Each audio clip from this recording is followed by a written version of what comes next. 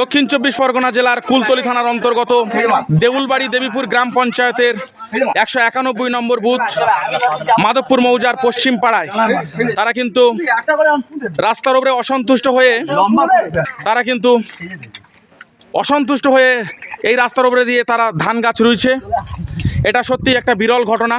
আমরা অনেক সময় দূর দূরান্তের অনেক ঘটনা সোশ্যাল মিডিয়ার মাধ্যমে দেখে থাকি, কিন্তু সরাসরি আজকের দক্ষিণ 24 পরগনা জেলার কুলতলি থানার অন্তর্গত দেউলবাড়ি দেবীপুর গ্রাম পঞ্চায়েতের 191 নম্বর পার্টের মাধবপুর মৌজার পশ্চিম পাড়া, সেখানকার রাস্তার অবস্থা এত খারাপ যে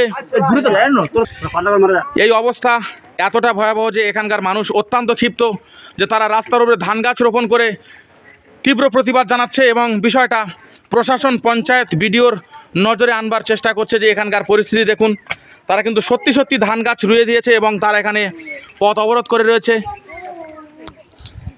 তারা যে ধান গাছ রুইল তাদের থেকে একটু প্রতিক্রিয়া এবং মতামত নিতে চাইব যে তারা কেন রাস্তার উপরে এভাবে হঠাৎ ধান গাছ রুইল।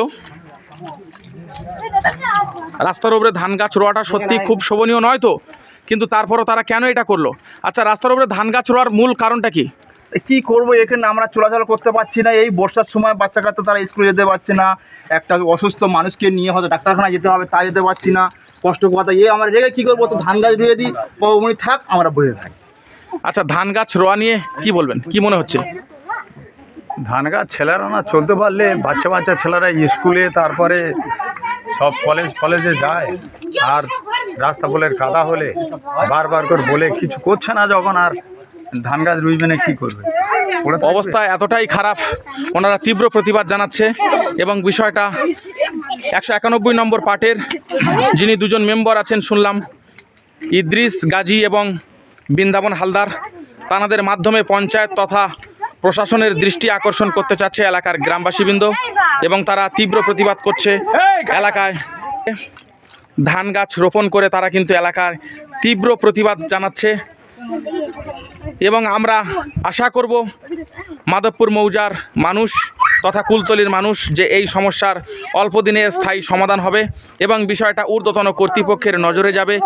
আমরা এই আশা আকাঙ্ক্ষা করি যত দ্রুত সম্ভব হয় এই রাস্তা মেরামতের কাজ সমাপ্তি করে এখানকার মানুষের মুখে হাসি ফুটবে, এই প্রত্যাশা আমাদের সকলেরই।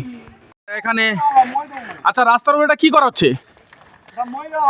রাস্তা মই দেওয়া হচ্ছে, ফসল ফলানো হবে রাস্তায়। কেন এমন চিন্তা ভাবনা কেন? তার রাস্তা যদি না কাজ হয় তো কিভাবে কি হবে? বাচ্চারা চলতে পারবে না, হাটে বাজারে কোথাও যেতে পারবে না, রাস্তার পরিস্থিতি খুব খারাপ। এর কারণে ফসল ফলালে লাভ পাবো আমরা। তার মানে এরা অত্যন্ত ক্ষিপ্ত হয়ে রাস্তার উপরে ধান গাছ রোপণ করার পরিকল্পনা নিয়েছে।